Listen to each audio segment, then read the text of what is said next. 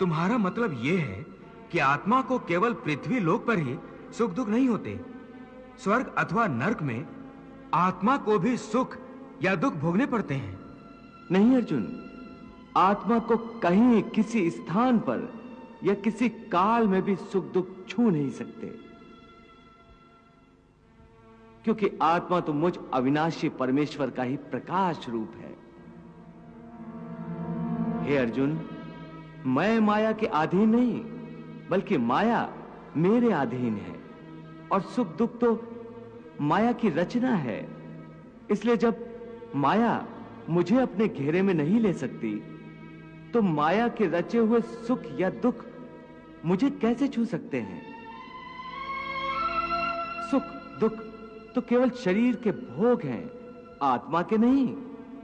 हे केशव, लगता है कि तुम मुझे शब्दों के मायाजाल में भरमा रहे हो। मान लिया कि सुख दुख केवल शरीर के भोग हैं, आत्मा इनसे अलिप्त है। फिर जो शरीर उनको भोगता है उसकी तो मृत्यु हो जाती है, वो शरीर तो आगे नहीं जाता। फिर स्वर्ग अथवा नरक में सुख दुख को भोगने कौन जाता है? जीव आत्मा। जीव आत्मा?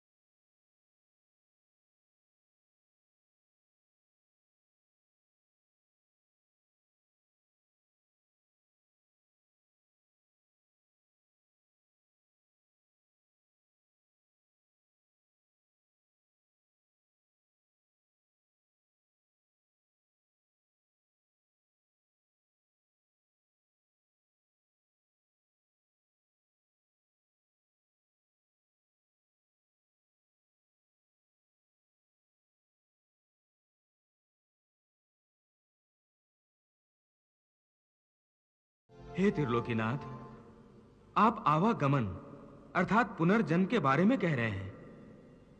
इस संबंध में मेरा ज्ञान पूर्ण नहीं है।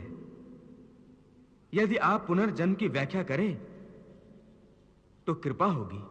पार्थ, इस सृष्टि के प्राणियों को मृत्यु के पश्चात अपने अपने कर्मों के अनुसार पहले तो उन्हें परलोक में जाकर कुछ समय बिताना होता है, जहां वो पिछले जन्मों में किए हुए पुण्य कर्मों अथवा पाप कर्मों का फल भोगते हैं।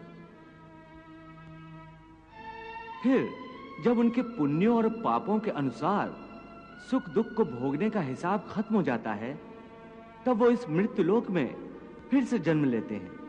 इस मृत्यु लोक को कर्म लोक भी कहा जाता है, क्योंकि इसी लोक में प्राणी को वो कर्म करने का अधिकार है जिससे उसकी प्रारब्ध बनती है। हे केशव, हमारी धरती को मृत्युलोक क्यों कहा जाता है? क्योंकि हे अर्जुन, केवल इसी धरती पर ही प्राणी जन्म और मृत्यु की पीड़ा सहते हैं। अर्थात दूसरे लोकों में प्राणी का जन्म अथवा मृत्यु नहीं होती? नहीं अर्जुन, उन लोकों में प्राणी का न जन्म होता है और न मृत्यु, क्योंकि मैंने तुम्हें पहले ही बताया था कि मृत्यु केवल इस शरीर की होती है, आत्मा की नहीं। आत्मा तो न जन्म लेती है और न मरती है। तुमने तो यह भी कहा था कि आत्मा को सुख दुख भी नहीं होते, परंतु अभी कह रहे हो कि मृत्यु के पश्चात आत्मा को सुख भोगने के लिए स्वर्ग आदि में अथवा दुख भोगने के लिए नरक आदि में जाना पड़ता है। तुम्हारा मतलब यह है कि आत्मा को केवल पृथ्वी लोक पर ही सुख दुख नहीं होते, स्वर्ग अथवा नरक में आत्मा को भी सुख या दुख भोगने पड़ते हैं। नहीं अर्जुन, आत्मा को कहीं किसी स्थान पर या किसी काल में भी सुख दुख छू नहीं सकते, क्योंकि आत्मा तो मुझ अविनाशी परमेश्वर का ही प्रकाश रूप है। हे अर्जुन, मैं माया के अधीन नहीं, बल्कि माया मेरे अधीन है, और सुख दुख तो माया की रचना है। इसलिए जब माया मुझे अपने घेरे में नहीं ले सकती, तो माया के रचे हुए सुख या दुख मुझे कैसे छू सकते हैं? सुख दुख तो केवल शरीर के भोग हैं, आत्मा के नहीं। हे केशव, लगता है कि तुम मुझे शब्दों के मायाजाल में भरमा रहे हो। मान लिया कि सुख दुख केवल शरीर के भोग हैं, आत्मा इनसे अलिप्त है। फिर जो शरीर उनको भोगता है उसकी तो मृत्यु हो जाती है, वो शरीर तो आगे नहीं जाता। फिर स्वर्ग अथवा नरक में सुख दुख को भोगने कौन जाता है? जीव आत्मा। जीव आत्मा? हां पार्थ, जीव आत्मा। ये जीव आत्मा क्या है केशव?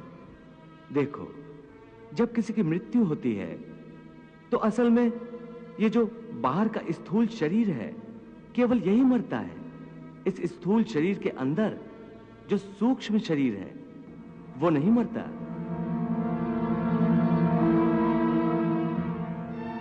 वो सूक्ष्म शरीर आत्मा के प्रकाश को अपने साथ लिए मृत्यु लोक से निकलकर दूसरे लोकों को चला जाता है।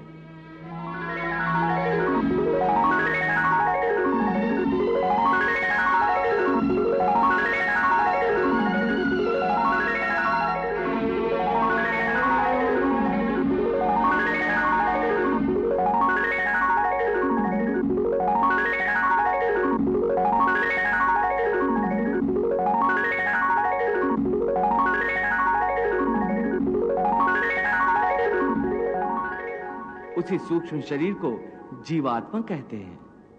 इसका अर्थ है कि जब आत्मा एक शरीर को छोड़कर जाती है तो साथ में जीवात्मा को भी ले जाती है। नहीं अर्जुन, ये व्याख्या इतनी सरल नहीं है। देखो, जैसे समुद्र के अंदर जल की एक बूंद समुद्र से अलग नहीं है, उसी महासागर का एक हिस्सा है। वो बूंद अपने आप सागर से बाहर नहीं जाती। हां, कोई उस जल की बूंद को एक बर्तन में भरकर ले जाए तो वो समुद्र से अलग दिखाई देती है। इसी प्रकार सूक्ष्म शरीर रूपी जीवात्मा उस आत्म ज्योति के टुकड़े को अपने अंदर रखकर अपने साथ ले जाता है।